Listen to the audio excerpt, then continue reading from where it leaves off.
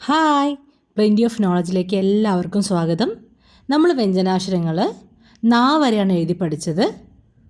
ഇന്ന് പാ മുതലാണ് എഴുതി പഠിക്കേണ്ടത്. പാ ഹിന്ദിയിൽ എങ്ങനെ എഴുതുന്നതെന്ന് നോക്കാം. കണ്ടോ, സിമ്പിളല്ലേ? ഞാൻ 3 പ്രാവശ്യം കൂടെ എഴുതി കാണിക്കാം.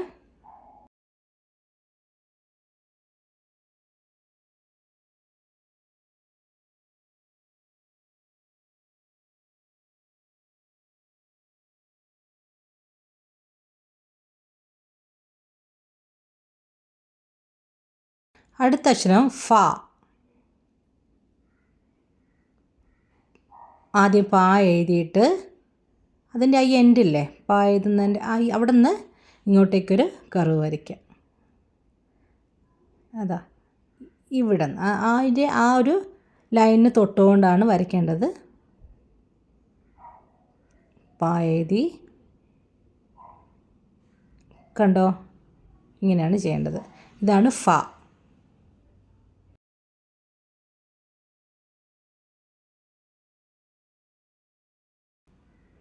അടുത്തത് ബ.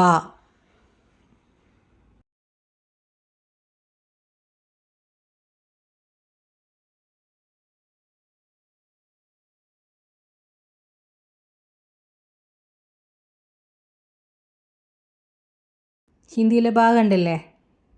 വരയ്ക്കാൻ മറന്നു പോകരുത്. നടുക്കൂടെ ഉള്ള വര വരച്ചില്ലെങ്കിൽ അത് വാ എന്നാണേ വായിക്കുക. അപ്പം ഇങ്ങനെ ചെയ്തിട്ട് ഇതിലേക്കൂടെ ഒരു വര വരയ്ക്കണേ.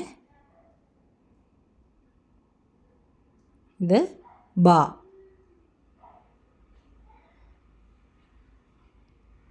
ഇനി ഭ. ഭരണി, ഭരണീൻ്റെ ഭ. ഇതാ, ഇത് കുറച്ച് പാടാണെന്നാലും നോക്കിയേ.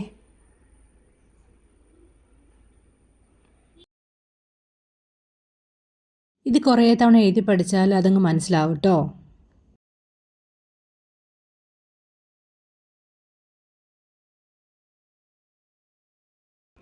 അടുത്ത അക്ഷരം മാ.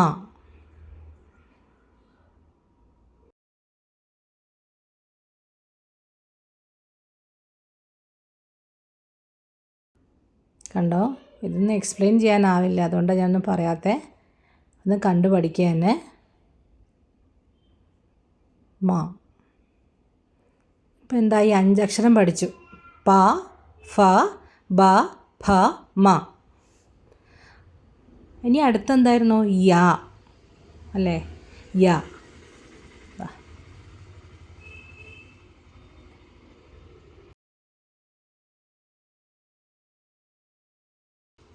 ഇതാണ് ഹിന്ദിയിലെ യാ.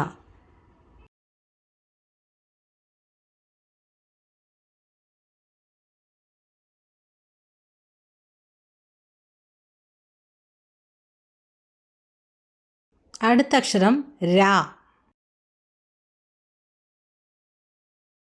ഇതാണ് രാ. അപ്പോൾ യാ എഴുതുമ്പോൾ ഫസ്റ്റ് നമ്മൾ കൊണ്ടുവരുന്നില്ലേ, അതേപോലെ കൊണ്ടുവന്ന് താഴോട്ടാക്കിയാൽ മതി.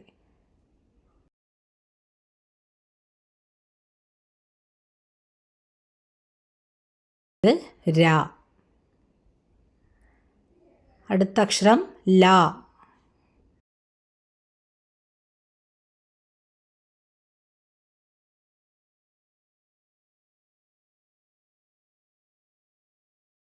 ലാ ഇങ്ങനെ പല രീതിയിൽ എഴുതും കേട്ടോ. ആദ്യം സ്ട്രെയിറ്റ് ലൈൻ, സ്റ്റാൻഡിങ് ലൈൻ വരച്ചിട്ട് എഴുതും, അല്ലാതെ ഇങ്ങനെയും ചെയ്യാം.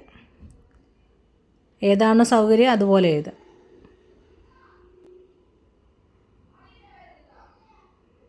അടുത്തത് വാ.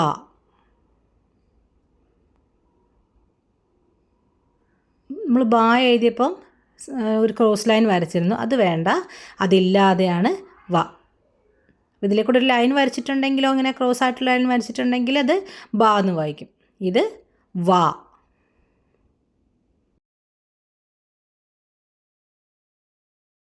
അടുത്ത അക്ഷരം ഷ.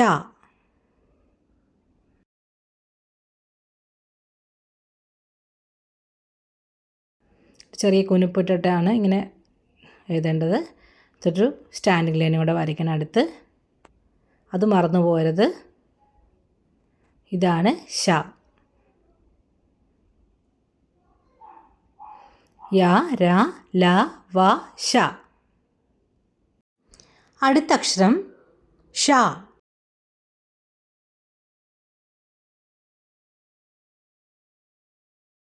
ഷ ഭയങ്കര എളുപ്പമാണ്. നമ്മൾ പാ പഠിച്ചില്ലായിരുന്നോ? പാ എഴുതിയിട്ട് ഒരു ക്രോസ് ലൈൻ അതിൻ്റെ ഉള്ളിൽ അങ്ങ് വരച്ചു കൊടുക്കുക.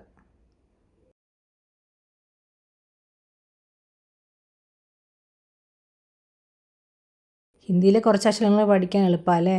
പാ പഠിച്ചാൽ ഷാ പഠിക്കാം, വാ പഠിച്ചാൽ ബാ അല്ലേ?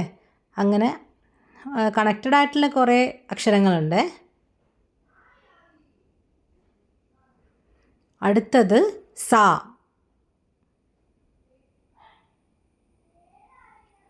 നമ്മൾ രാ പഠിച്ചില്ലായിരുന്നോ? രാന്ന് എഴുതിയിട്ട് അവിടെ നടുക്കുന്നൊരു വര വരയ്ക്കുക, ഒരു സ്റ്റാൻഡിങ് ലൈൻ വരയ്ക്കുക. ഇങ്ങനെ രാന്ന് എഴുതുക, നടുക്കുന്നൊരു വര അങ്ങോട്ട് വരച്ച് ഒരു സ്റ്റാൻഡിങ് ലൈൻ.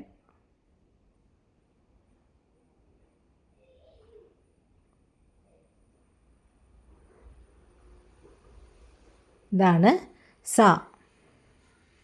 അടുത്ത അക്ഷരം ഹ. നല്ലോണം ശ്രദ്ധിക്കണേ ഹ എങ്ങനെ എഴുതുന്നെന്ന്.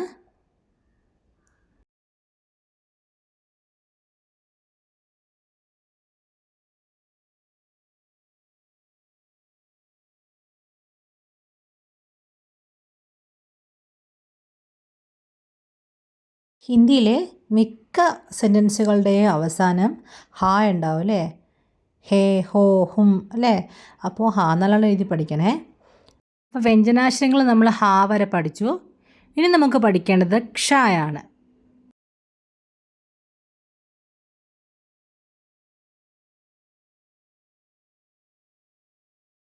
കുറച്ച് ബുദ്ധിമുട്ടുള്ളൊരു അക്ഷരമാണേ.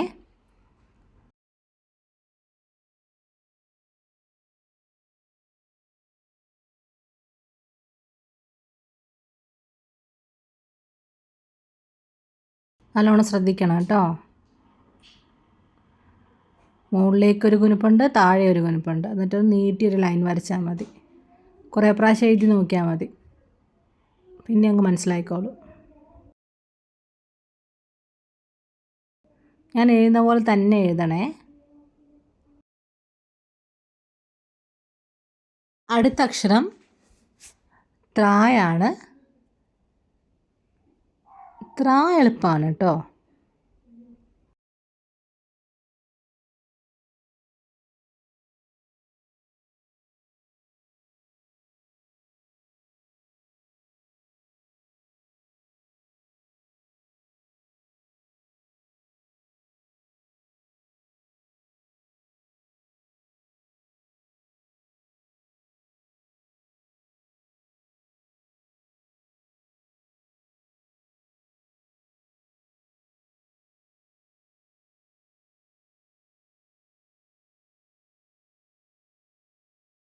മലയാളത്തിലെ അടുത്ത അക്ഷരം ക്ഷ. ഇത്ര ജ്ഞ.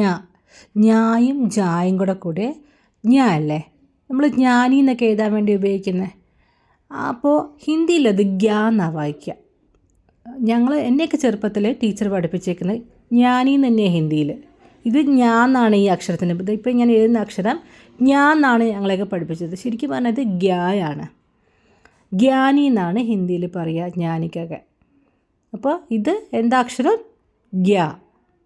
നമ്മൾ ജാ എഴുതില്ലേ? ജാ എഴുതിയിട്ട് അത് ചെറുതായിട്ടൊന്ന് വളച്ച് ഉള്ളിലേക്ക് ഇട്ട് കൊടുക്കുന്നല്ലേ? ജാ എഴുതുന്ന ഇങ്ങനെയല്ലേ? ജാ എഴുതിയിട്ട് ഇത് എളുപ്പമാണ് അല്ലേ? ഗ്യ. ഇത് ഗ്യ എന്നാണ് വായിക്കുക. ഇനി അടുത്ത അക്ഷരം നോക്കാം. അടുത്ത അക്ഷരം സ്രാ. ശ്രീ എന്നൊക്കെ എഴുതാൻ വേണ്ടി ഉപയോഗിക്കില്ലേ? സ്രാ. സ്രാ എഴുതുന്നത് എങ്ങനെയെന്ന് നോക്കാം.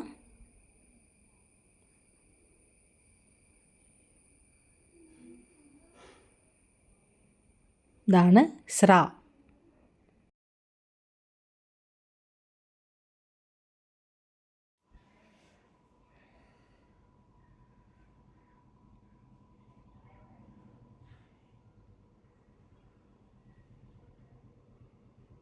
എല്ലാ അക്ഷരങ്ങളും നന്നായി എഴുതി പഠിക്കണം. അങ്ങനെ നമ്മൾ സ്വരാക്ഷരങ്ങളും വ്യഞ്ജനാക്ഷരങ്ങളൊക്കെ പഠിച്ചു കഴിഞ്ഞു. നിങ്ങൾക്ക് എല്ലാവർക്കും നല്ലോണം മനസ്സിലായെന്ന് വിചാരിക്കുന്നു. ഈ വീഡിയോ ഇഷ്ടപ്പെട്ടെങ്കിൽ ലൈക്ക് ചെയ്യുക, ഷെയർ ചെയ്യുക, സബ്സ്ക്രൈബ് ചെയ്യുക. ബൈ.